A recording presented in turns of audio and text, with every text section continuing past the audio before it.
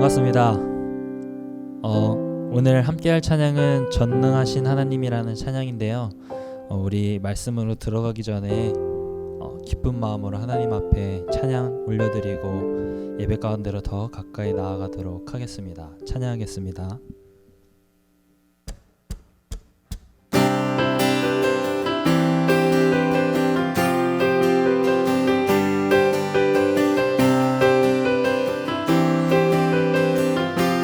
전능하신 하나님, 전능하신 하나님, 지금 함께 하시니 기쁨으로 주 찬양해. 주의 영이 가득해 풍성하신 은혜로 한없는 사랑으로 두려움 떠나가고 모든 결박 푸셨네. 자유의 위대한 하나님, 나와 함께 하시니 내 모든 삶 주께 속했네. 온 세상 구하신 하나님 독생자, 주와 함께 땅끝까지 가리라. 주와 함께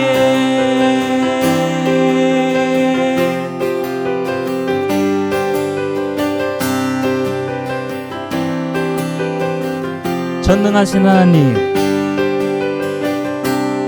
전능하신 하나님, 지금 함께 하시니 기쁨으로 주 찬양해. 주의 영이 가득해 풍성하신 은혜로 한없는 사랑으로 두려움 떠나가고 모든 결박 푸셨네. 주와 함께 찬양해. 주와 함께 찬양해. 주와 함께 선포해. 주와 함께 선포해. 자유의 위대한 하나님, 나와 함께 하시니 내 모든 삶 주께 속했네. 온 세상 구하신 하나님 독생자, 주와 함께 땅끝까지 가리라. 주와 함께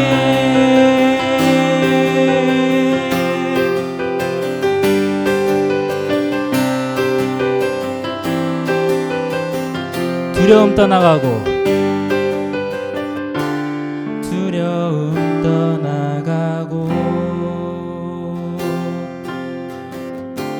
모든 결박 푸셨네. 주와 함께 찬양해. 주와 함께 찬양해. 주와 함께 선포해. 주와 함께 선포해. 찬양해. 위대한 하나님, 나와 함께 하시니 내 모든 삶 주께 속했네. 온 세상 구하신 하나님 독생자, 주와 함께 땅끝까지 가리라. 주와 함께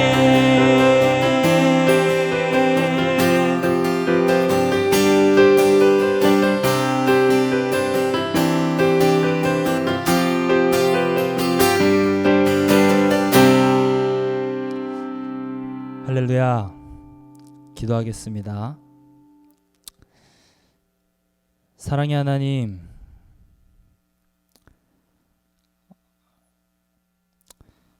전능하신 하나님을 믿지 못하고 구해야 할 것을 구하지 않았던 우리의 과거의 죄악된 모습들, 믿음 없는 모습들 용서해 주시고, 하나님 이 시간 말씀을 통하여서 나의 하나님이 전능하신 하나님을 믿는 믿음 허락하여 주셔서 어떠한 상황이 다가와도 믿음으로 한 걸음 한 걸음 나아가는 우리 분이엘 학생부 모두가 될 수 있도록 주님 함께하여 주시옵소서.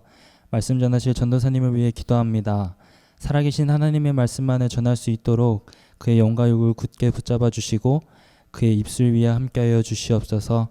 감사드리며 예수님의 이름으로 기도드렸습니다. 아멘. 다 같이 말씀 보시겠습니다. 오늘 주신 하나님의 말씀은 마태복음 14장 22절부터 33절까지 말씀입니다.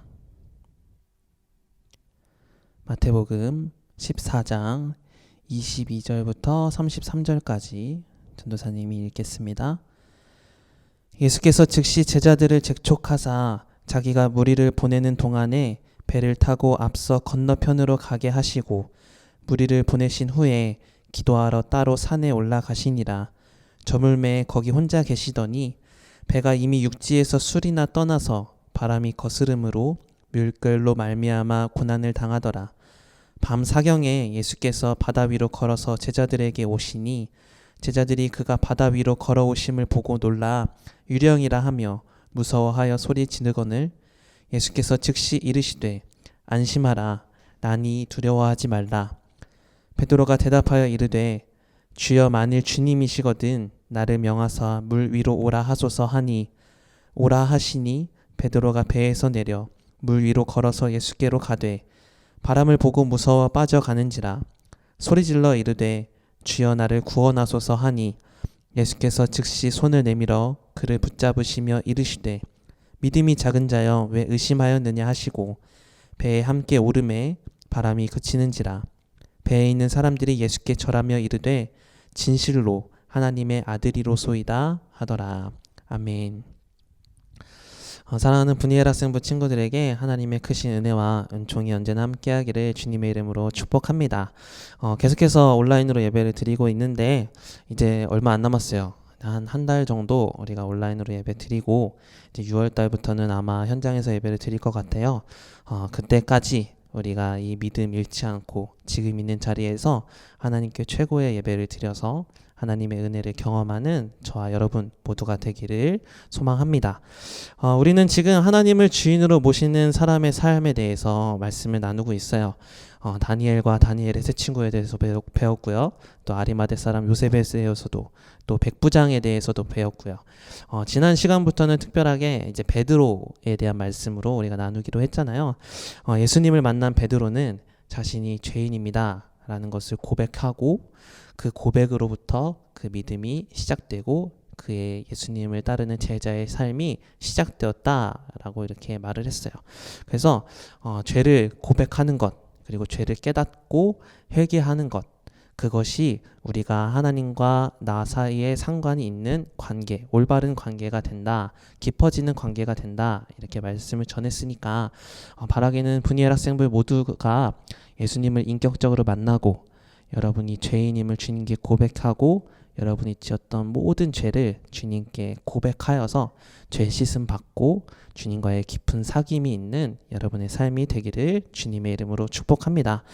오늘은 베드로의 두 번째 시간으로 첫 시간에는 나는 누구인가 이거에 대해서 말씀을 나눴다면 두 번째 시간에는 어떻게 보면 베드로의 실패라고 할 수 있는 베드로 입장에서는 참 부끄러운 이야기를 오늘 같이 나누려고 해요.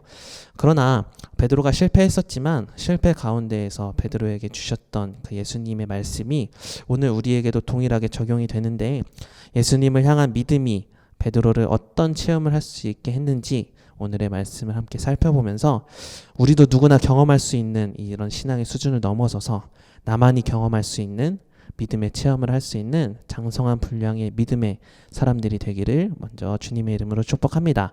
오늘 본문에 등장하는 예수님의 제자들 중에 베드로는 예수님의 수제자라고 했어요. 더군다나 어부 출신입니다. 그런데 오늘 말씀을 읽어보면 대단한 믿음을 소유한 것 같은 이 수제자 베드로가 주님께 물 위로 걷게 해달라라고 이렇게 요청을 했다가 그만 바다에 빠져버렸어요. 그러니까 얼마나 베드로 입장에서는 창피한 사건이 아닐까 이렇게 생각을 하는데, 그렇다면 왜 마태복음을 쓴 마태복음의 저자는 베드로의 이 실패 이야기를 자세하게 성경에 담아서 소개하고 있는 것일까요? 그것은 바로 우리도 베드로와 같을 수 있기 때문에 베드로의 실패를 거울 삼아서 우리도 흔들리지 않는 믿음을 가져라 라고 권면하기 위해서 성경에 기록한 거예요. 그래서 오늘 베드로의 실패담, 이것을 통해서 우리가 무엇을 배울 수 있는지 말씀을 나누려고 합니다. 먼저 왜 제자들이 풍랑을 만나서 어려움을 겪게 되었는지 24절의 말씀에 이렇게 나와 있어요. 배가 이미 육지에서 술이나 떠나서 바람이 거스름으로 물결로 말미암아 고난을 당하더라, 이렇게 표현을 하고 있어요. 이 당시에 갈릴리 바다를 밤에 건넌다라는 것은 매우 위험한 일이었습니다. 갈릴리라는 이 바다의 지역 특성상 밤에는 돌풍이 불어가지고 큰 풍랑을 만들 때가 종종 있었기 때문이에요. 그래서 아니나 다를까 어두운 밤에 갈릴리 바다를 지나갔던 이 예수님의 제자들은 그만 풍랑을 만나게 되었어요. 제자들 중에서는 갈릴리 출신들이 많았고 그 중에서도 어부가 많았기 때문에 풍랑은 잘 거스를 수 있지 않을까? 라고 생각할 수 있겠지만 이 풍랑은 그들의 기술로는 감당할 수 없을 만큼 큰 풍랑이었어요. 그런데 이들은 밤에 풍랑이 분다라는 이 사실을 잘 알고 있었어요. 왜냐하면 거기 사람들이기 때문이죠. 그런데 서둘러서 배를 타고 건너편으로 갈 수밖에 없게 된 이유가 22절에 이렇게 나오고 있어요. 22절의 말씀을 보면 예수께서 즉시 제자들을 재촉하사 자기가 무리를 보내는 동안에 배를 타고 앞서 건너편으로 가게 하시고 라고 말씀하고 있어요. 바로 제자들이 밤에, 그것도 한밤중에 건너편으로 건너가게 되는 일이 예수님께서 제자들을 재촉해서 되어진 일이라는 거예요. 왜 예수님은 제자들을 재촉하여서 풍랑까지 겪게 하면서도 건너편으로 가길 원하셨던 걸까요? 오늘 읽지는 않았지만 마태복음 14장 13절부터 21절에는 우리가 잘 알고 있는 오병이어의 기적에 대한 이야기가 나와 있어요. 수많은 사람들 앞에서 떡 5개와 물고기 2마리로 5,000명을 먹이신 일은 보통 일어난 일이 아니라 엄청난 기적적인 일이잖아요. 그래서 제자들은 이 기적의 순간을 체험하고 아마도 그 기적의 감동을 조금 더 여운을 가지면서 느끼고 싶었을지도 모르겠어요. 그래서 어쩌면 제자들은 이 육지에 머물러 있어서 조금 전에 경험했던 이 오병이어의 기적을 함께 이렇게 얘기하면서 와, 나 이런 감동이었어. 예수님이 이런 사람이라니? 이런 것들을 좀 더 얘기하고 싶었을 거예요. 그런데 예수님은 오병이어 기적이 끝나자마자 즉시 건너편으로 가라고 재촉하셨고 제자들은 예수님의 그 말씀에 얼떨결에 또 순종하면서 바다를 건너다가 이런 큰 풍랑을 만나게 된 거예요. 그래서 풍랑을 만난 원인이 바로 예수님 때문이에요. 참 아이러니한 이야기죠. 주님의 말씀에 순종해서 건너편으로 가다가 풍랑을 만났다니. 그러나 오늘 본문의 핵심은 풍랑을 만난 제자들이 포커스가 되면 예수님 때문에 고난을 겪게 된 거지만 오늘 본문의 핵심은 그것이 아니에요. 예수님은 이 사건을 통해서 내가 누구인가, 자신이 누구신지를 제자들에게 가르쳐 주시고자 하신 거예요. 제자들이 만난 이 풍랑은 정말 우연히 일어난 것도 또 의미 없이 일어난 것도 아닙니다. 본문 23절의 말씀을 보면 이렇게 써 있어요. 무리를 보내신 후에 기도하러 따로 산에 올라가시니라. 저물매 거기에 혼자 계시더니 라고 말해요. 예수님은 자기가 무리를 보내는 동안에 제자들이 배를 타고 앞서 건너편으로 가게 하셨고 무리를 보내신 후에 기도하러 따로 산에 올라가셨다라고 말해요. 그냥 예수님은 이거 보면은 그냥 일부러 제자들과 떨어지려고 행동을 하신 것 같아요. 왜 예수님이 이렇게 행동을 하셨을까? 예수님은 떡 5개와 물고기 2마리로 5,000명을 먹이시는 이 기적을 베푸시는 분, 그것만이 아니라 바다 위를 걷고 풍랑도 잠잠하게 하실 수 있는 전능하신 분이라는 것을 제자들에게 보여주고자 하신 거예요. 다시 말한다면 예수님은 단순한 기적만 일으키는 선생님이 아니라 모든 것을 하실 수 있는 창조주이시고 하나님의 아들이시며 장차 제자들이 만날 인생의 모든 풍랑들도 예수님과 함께하면 잠잠하게 된다. 이 믿음을 제자들에게 알려주시기 위해서 이 일을 일으켰다는 거예요. 그래서 예수님은 바다 위를 걸어서 고난당하고 있는 제자들을 친히 찾아오셨어요. 25절의 말씀인데요. 밤 사경에 예수께서 바다 위로 걸어서 제자들에게 오시니 라고 말해요. 밤 사경이라는 시간은 한 새벽 3시에서 한 6시 이 사이를 얘기하고 있어요. 새벽 미명이 제일 어두울 때라고 얘기하잖아요. 그러니까 이때도 마찬가지예요. 하루 중 가장 어두울 때. 이 말을 다시 표현한다면 가장 힘들고 가장 어려운 시간에 주님이 제자들에게 가셨다라는 거예요. 어떻게요? 바다 위를 걸어서 오셨다는 거예요. 지구상에 살고 있는 모든 물체는 다 중력이라는 거에 영향을 받잖아요. 사람도 마찬가지죠. 그래서 사람은 결코 물 위를 걸을 수 없어요. 혹시 물 위를 걷는 사람이 있다면 정말 해외 토픽으로 정말 기재될 것만큼 대단한 일인데 그런 일은 일어나지 않아요. 예수님은 근데 이런 중력의 지배를 받지 않았다라는 거예요. 예수님은 모든 자연 법칙을 초월하는 하나님의 아들, 자연을 다스리고 자연을 섭리하실 줄 아는 이런 하나님이라는 것을 제자들에게 알려주시기 위해서 바다 위를 걸어오셨다는 거예요. 처음에 그래서 제자들은 이 사실을 믿지 않았어요. 물 위를 걸어오시는 예수님을 보면서 그들은 26절에서 이렇게 소리쳐요. 유령이다! 예수님이라고 보지 않고 유령이라고 소리쳤죠.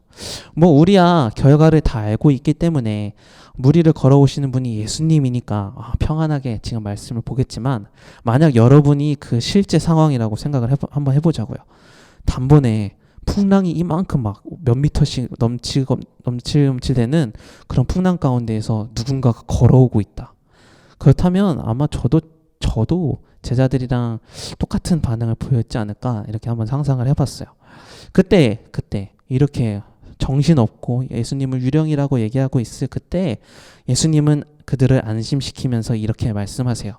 27절의 말씀인데 안심하라 나니 두려워하지 말라 라고 말씀해요. 물결로 인해 고난을 당하던 제자들이 이 말을 듣는 순간 풍랑은 더 이상 보이지 않았어요. 예수님을 향한 믿음의 확신이 딱 쓰기 시작했고 그들은 풍랑 속에서 예수님이라는 소망을 품자 그들은 살았다라는 안도감과 위로와 힘을 얻게 되었어요.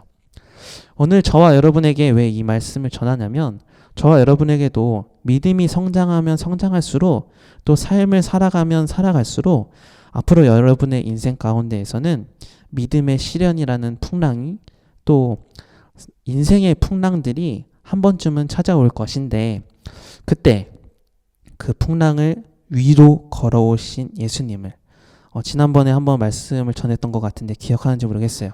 백부장의 믿음, 상식을 넘어서는 믿음. 그러니까 풍랑을 넘어서는 예수님, 그 예수님을 향한 믿음을 가지고 예수님을 바라볼 수 있는 믿음이 우리에게 있어야 하기 때문에 이 말씀을 전하고 있는 거예요.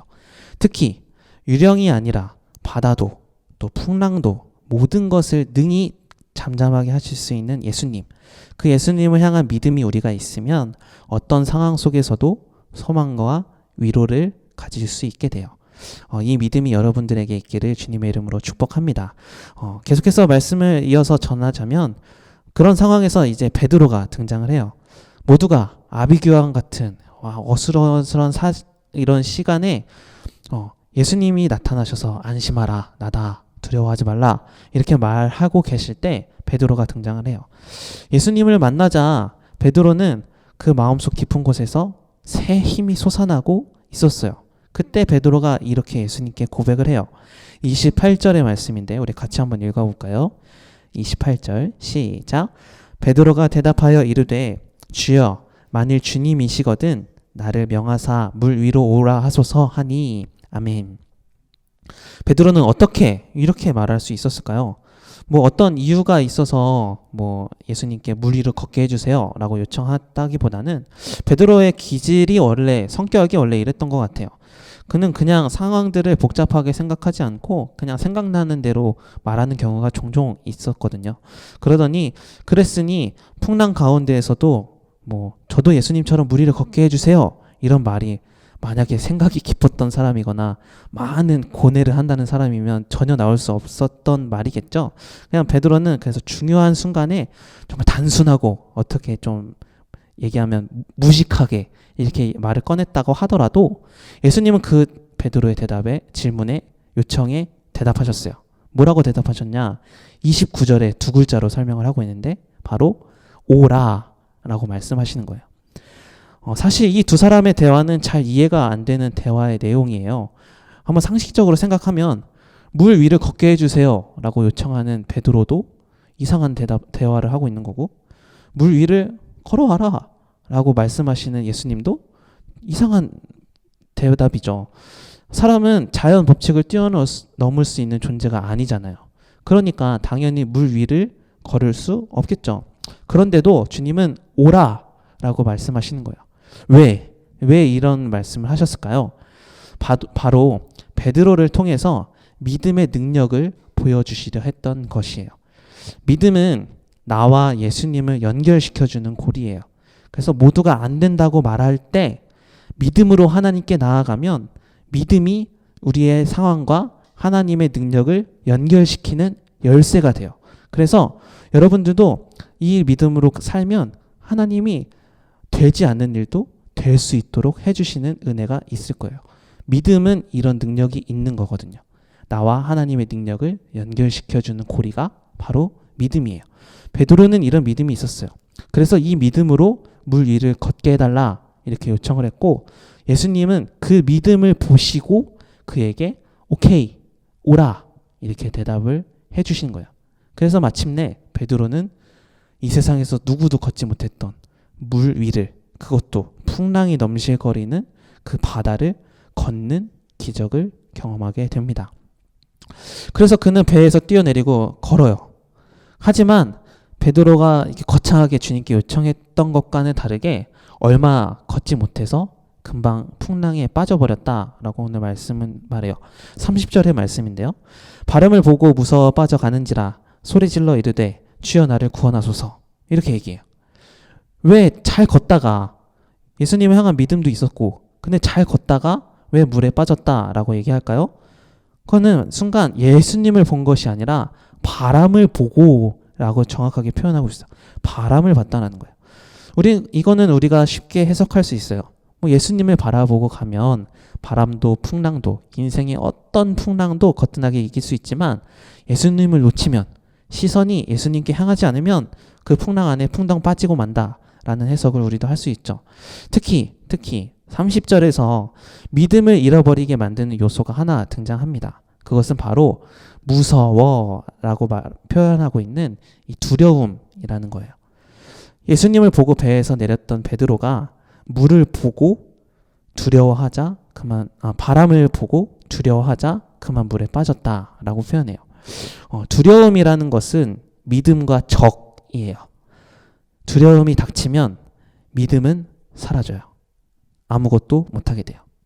두려운 상황을 마주하게 되면 우리는 쉽게 당황하고 또 판단력도 흐려지게 되죠. 그래서 이 두려움이라는 것은 믿음의 적이에요. 이 적이 베드로에게 찾아왔어요. 또 한 가지가 베드로에게 찾아오는데 그것은 바로 예수님이 알려주세요. 의심이라는 거예요. 의심. 예수님을 의심하기 시작하면 예수님을 향한 믿음은 멀어져요. 31절을 보면 예수님이 베드로에게 이렇게 질문하세요. 믿음이 적은 자여 왜 의심하였느냐? 라고 이렇게 말하세요. 믿음의 문제에 있어서 의심이 다가오니까 믿음이 멀어졌던 거예요. 이 두 가지 예수님과 함께 있었던 상황이었지만 두려움과 의심이 베드로가 끝까지 예수님께로 갈 때까지 물 위를 걸을 수 있는 기적을 경험하지 못하게 막는 방해꾼이 되었던 거예요. 사랑하는 분이엘 학생부 친구들, 예수님을 만나면 오늘 본문에서도 제자들이 만난 풍랑과 같은 이런 극한의 상황이 여러분 삶에서도 나타난다 하더라도 우리는 예수님으로 인해서 살아갈 소망과 힘을 얻을 수 있게 돼요. 특별히 거기서 한 걸음 더 나아가서 한눈 팔지 않고 예수님만을 바라본다면 물 위를 걸을 수 있는 기적도 경험하게 될 거예요. 하지만 최후의 승자가 진짜 승자다라는 말이 있듯이 우리의 믿음을 흔드는 사탄은 우리가 처음에는 예수님을 만날 수 있도록 내버려 둘 수는 있겠지만 끝끝내 믿음으로 예수님과 만나고 예수님께로 나아갈 수 있지 못하도록 끝끝내 우리를 두려움 속으로 예수님을 의심하도록 우리를 만들려고 노력을 해요. 그래서 마귀의 최종적인 목적은 우리가 예수님을 믿지 못하고 예수님과 깊은 사귐을 갖지 못하게 만들어버리는 게 이 마귀의 목적이에요.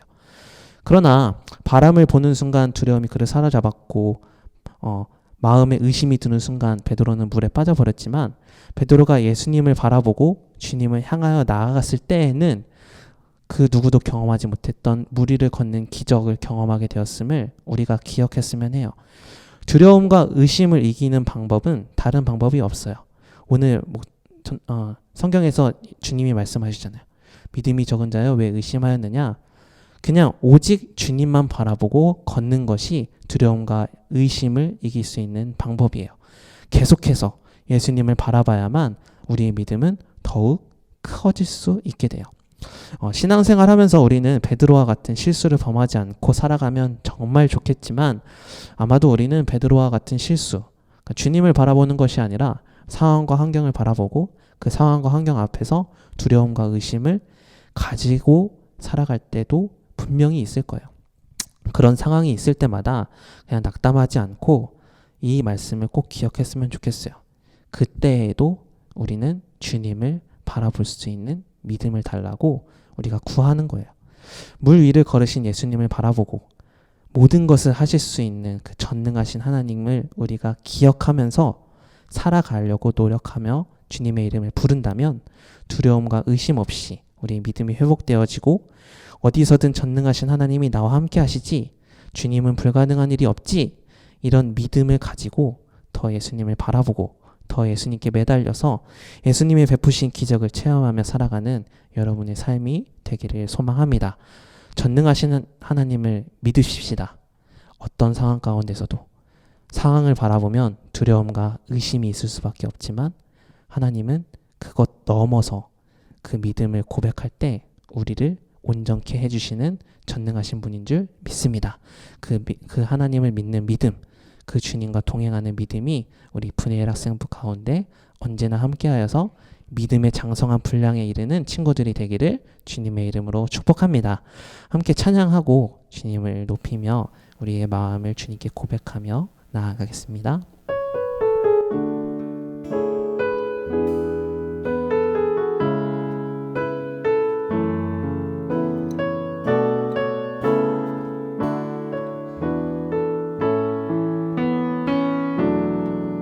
전능하신 나의 주 하나님은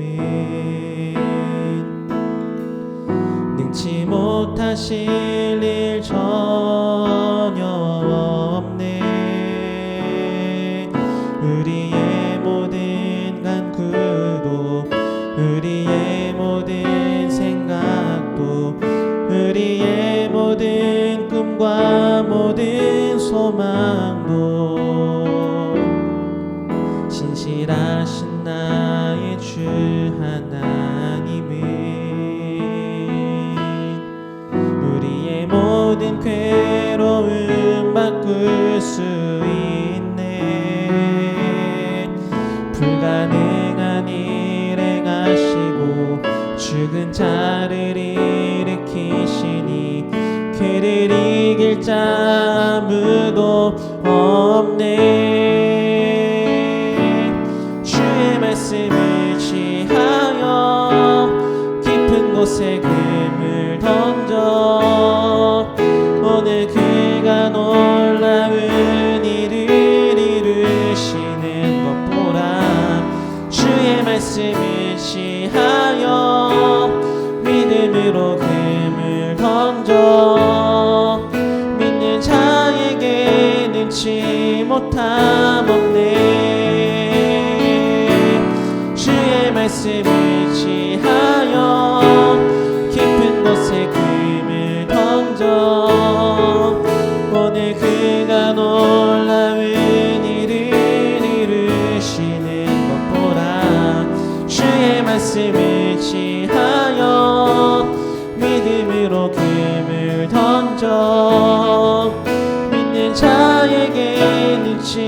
못함 없네. 믿는 자에게 잊지 못함 없네. 아멘. 기도하겠습니다. 사랑의 하나님, 두려움과 의심에 사무쳐 예수님의 주인 되심을 마음속에서 잃어버리지 않도록 우리의 믿음을 붙들어 주시옵소서.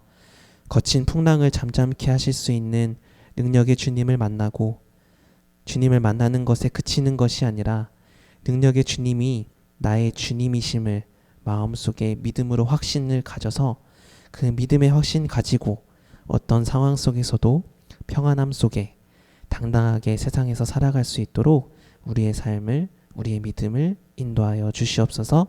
예수님의 이름으로 기도드립니다. 아멘. 주기도문 하심으로 예배를 마칩니다. 하늘에 계신 우리 아버지, 아버지의 이름을 거룩하게 하시며 아버지의 나라가 오게 하시며 아버지의 뜻이 하늘에서와 같이 땅에서도 이루어지게 하소서. 오늘 우리에게 일용할 양식을 주시고 우리가 우리에게 잘못한 사람을 용서하여 준 것 같이 우리 죄를 용서하여 주시고 우리를 시험에 빠지지 않게 하시고 악에서 구하소서. 나라와 권능과 영광이 영원히 아버지의 것입니다. 아멘.